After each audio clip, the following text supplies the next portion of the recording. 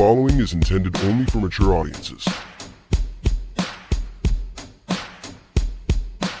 Open your ears and lube up your butthole. It's time for the What Do We Call It podcast. Now, here's your host. It's Jmann.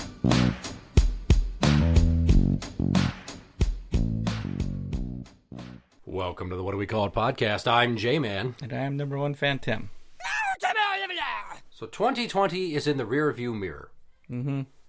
And something that came up with me in my head as I was sitting contemplating, stuff that we normally would be bombarded about with the news on any given other year, but because it's a pandemic / the election, all we got was coverage of the pandemic or the election. Yeah, pretty much. So here's something that we did not hear a lot about during the pandemic or the election cycle. What's that? Mass shootings. And more specifically, school shootings. Now, do you want to explain to the audience what they count for a school mass shooting? So let's just take a second to define what is a school shooting here. Here's an article from WUSA9.com. That's some sort of CBS affiliate. I don't know. Right after the shooting in Parkland, one statistic was repeated. This was the 18th school shooting this year. But where does that number come from? On Wednesday, February 14th, 17 students were killed in a school shooting in Parkland, Florida. In the aftermath of the shooting, they again repeated the statistic that it was the 18th school shooting in 2018. So despite its prevalence, that number is disputed. The Washington Post reported that the statistic came from Everytown Gun Safety, a nonprofit that advocates for gun control and against gun violence. Everytown defines school shooting as any time a firearm discharges a live round inside of a school building or on a school campus or grounds. This is a broad definition that leaves room for a range of incidents to be classified as a school shooting. So it says, is there a definition for a school shooting? In general, no. There is not one way to classify school shootings. So maybe what they need to do is decide students that attend the school or used to go to the school and kill people in the parking lot or in the building.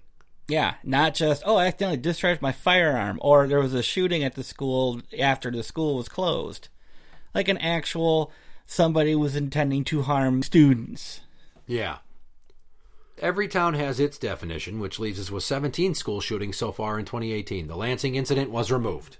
The one was removed. Yeah. But it does include other stuff that doesn't actually classify as a shooting. Not necessarily. The CDC does not have a definition for school shooting, but they do define school-associated violent deaths as a homicide, suicide, or legal intervention in which the fatal injury occurred, 1, on the campus of a functioning public or private elementary or secondary school in the United States, 2, while the victim was on the way to or from regular sessions at such a school, or 3, while the victim was attending or traveling to or from an official school-sponsored event. Cases include deaths of students as well as non-students.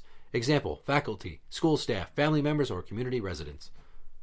A report called the Safe School Initiative, which was published in 2004 by the Secret Service and the Department of Education, defines school shootings this way. Incidents of, quote, targeted violence in school settings. School shootings and other school-based attacks where the school was deliberately selected as the location for the attack and was not simply a random site of opportunity. So there you go. I like the sound of that shit. That one sounds more accurate, but I'm willing to bet that a lot of these people that are saying there was 55 school shootings are using the one that is, a discharge, whether the school was open or not, if it was a suicide. They're going to classify it as school shooting. Why? Because it's scary. Yeah, I feel like it's less nefarious the way they classify that, and there's probably not as much just lumping in random shit. I'm pretty sure there is. PolitiFact. How many school shootings have there been since Sandy Hook? 60, more than 200, or nearly 300? There's no set figure because there's disagreement over how to count these tragic crimes. Talks about Parkland, and it talks about the 18 school shootings that were in 2018.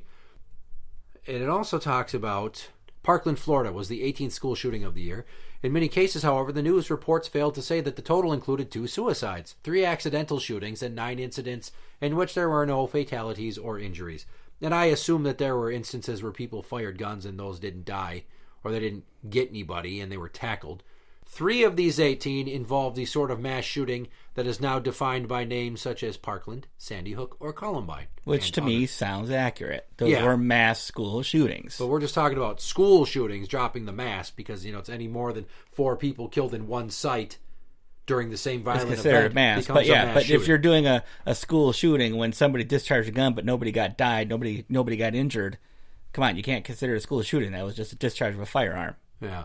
So here's a quote from someone who I'm sure you are totally super in love with, and that is California Democrat Dianne Feinstein. Oh, I know her. I thought so. She weighed in on the grim tally of school shootings in 2018. Quote, I thought after Sandy Hook there would never be another school shooting. Yet after Sandy Hook, 400 people have been shot in over 200 school shootings. And to that I say, you're a dumb bitch. I thought there would never be another school shooting. That's like if one guy violently raped a bunch of babies and you're like, well, this is too much. This has to make all the other rapists go, geez, I should reevaluate how I'm doing things. I hope I never rape anybody again. Let's just not have any more rapes because of all these babies that got raped to death. That's not how it works. I believe this is the same person who was saying that the way you can tell it's an assault rifle is she knows what an assault rifle is. She held one. It was in a big box and she couldn't barely lift it, so it had to have been an assault rifle. Yeah. Just saying, a lot of these people that are going on about gun control, even senators and congressmen, don't know a lot about guns. Well, that's why I'm very cheekily saying you don't need to take away guns to stop school shootings. You just need to stop sending kids to school. It's the perfect answer. Yeah, I'd be more willing to let my kids do homeschooling if they actually did their homeschooling. Yeah, ain't that the truth? I did some research for the episode. I even made a fancy bar graph to give you a visual aid. All right, this is every year since the year 2000. These are the amount of school shootings in the U.S. What I wanted to look at is when Columbine happened, it was 99. So I only wanted to look at the 21st century. And I started by only going back 10 years. And I'm like, you know what, I'm going to go back even further. Yeah, go all the way back to the beginning of it, yeah. No, so I went back to 2000. We had 6. 5 in 2001, 6 in 2002, 5 in 2003, 3 in 2004, 5 in 2005, 11 in 2006, 6 in 2007, 14 in 2008, 6 in 2009, 10 in 2010, 9 in 2011, 10 in 2012, and now here's where the numbers start upticking. 24 in 2013, 34 in 2014. Then they trend down. 19 in 2015, 15 in 2016, 11 only in 2017. I can't believe I'm saying only. 36 in 2018, 55 in 2019. Things are coming to a boiling point again. And then last year, 8. Probably because most of the kids weren't in school for a majority of the 2020 school calendar year. Ding! And that's the easiest way to solve school shootings. Not to take everybody's guns away. Just don't fucking send them to the building. And then they won't be able to have the opportunity to fucking shoot each other. But how do you account for the supposed rise in suicides amongst teenagers and school-aged children? Because they're depressed, they're not in school. Cavorting about with their friends, bashing each other on social media, plotting to shoot each other in the face in the parking lot. They've taken away all the socialization and opportunity for murder and finger banging. Now everybody wants to hang themselves in their mom's basement. I totally saw you taking that angle with that as soon as I asked the question. I was like, I think he's going to go that way, and you did. It's fucking simple. And I know it's a slam dunk, but to go from 55 to 8... So you're removing the opportunity. Now, that doesn't mean that some of these kids that wanted to kill people didn't just grab a gun and go to that other person's house. You're not going to hear about that. That's just a gun-related homicide. That shit happens all the time. The reason that all of this is important is because it happens on school grounds in what has traditionally been a safe space, but now our kids have these fucking active shooter drills. They are being ingrained in their minds that danger could be around the corner at any time. So in addition to all the bullshit that comes with adolescence and growing up is this sense of hypervigilism. I blame the uptake of school shootings is that schools no longer do anything to set a child straight because it's considered cruel. Parents aren't allowed to teach their children or punish their children for irresponsible behavior, erratic behavior. And yeah, so the kids feel there's no consequences of what they do. And so when they lash out, they're just like, oh, I'm just going to kill a few kids, whatever. Honestly, I mean, I don't understand the mindset of going into school and shooting a bunch of kids. I don't know what you're honestly going to accomplish. I mean, if the world sucks that bad... Go kill yourself, yeah. Yeah. But here's the thing, is a lot of these are driven by emotion. Oh, she broke up with me and now she's with him, and I know where my dad keeps his gun, and I'll show those motherfuckers, or I'll show this bitch. I had a girl cheat on me and break up with me, and all I did was got her fired from her job. Okay. Because she worked where I worked. Interesting outcome. But yeah, you didn't go shoot anybody over it. No, I handled rejection fairly well. So now, think of Columbine.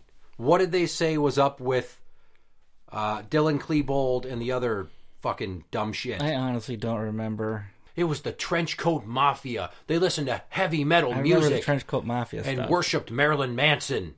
And it was all these fucking, they're freaks and they're outsiders. At no point were they like, oh, these were kids that were made fun of all the fucking time and got sick of this shit. I mean, clearly there was a mental health element to this that completely got ignored for probably 20 fucking years until people start revisiting it based upon the mindset of kids today with a better understanding of adolescent mental health issues.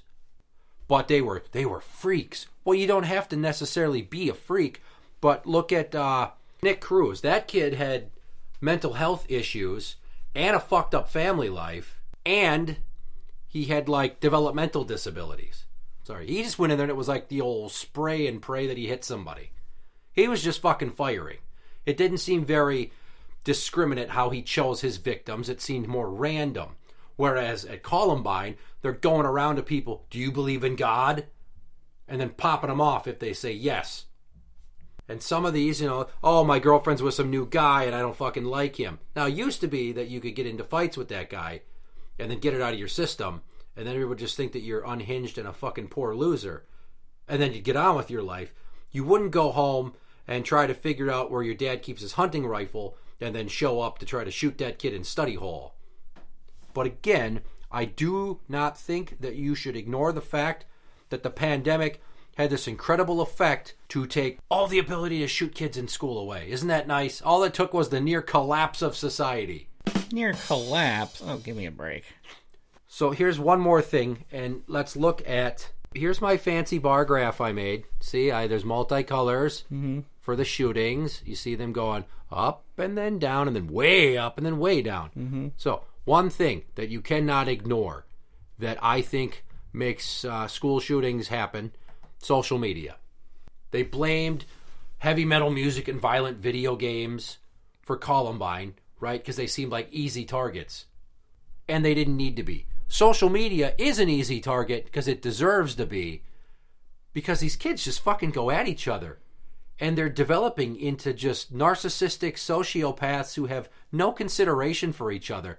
So when you think that little of another human being, that you'll say the most deplorable shit to them and everybody can fucking like it or heart it or fucking share it or retweet it, well, who's to say that you're like, you know what, I'm sick of this motherfucker saying this shit to me online. He treats me like I'm subhuman. So no, all they are is just an aggressor in a social media app. So they're not even a human being when you pull that gun out and point it at them. Well, that's one thing. The argument I've heard is being online, people act so big, bad, and tough because they're online. They don't got to back anything up with actions. You can say anything, and to some degree, with the exception, like Facebook, because you tend to use your real name, you remain anonymous. There's no blowback on anything that you do. But yeah, obviously with Facebook and use your name and all that and kids connecting with each other on Facebook, you're no longer anonymous. Correct. Although I believe China with Weibo put a law into effect that you had to use your real name. I can see China doing that, yeah. They were trying to do away with that whole online anonymity shit. You would think so that it would clean up people's willingness to say deplorable shit to each other, but no, it was just so they could identify who were enemies of the state, most likely, and dissidents. Most likely. Yeah. Which is, it's fucking communist China for you. So enough cannot be said for the fact that as much as we said that distance learning and the pandemic has wreaked havoc on our children, it had this side effect that's positive, and I have not heard anybody say one fucking word about this topic. That's not what's hot right now. School shooting doesn't put fear in everybody. It just puts fear into parents who have kids in school or kids who are in school. A pandemic that supposedly will kill billions of people, now that's scary, and that will sell newspapers. That will get people reading the articles on your website. That's why. Interact with the show on Twitter at What Do We Call It? That is at What Do We Call It? You can find us on Facebook at facebook.com/What Do We Call It podcast show. For the What Do We Call It podcast, I'm Jmann. And I'm number one fan Tim. And that's the end.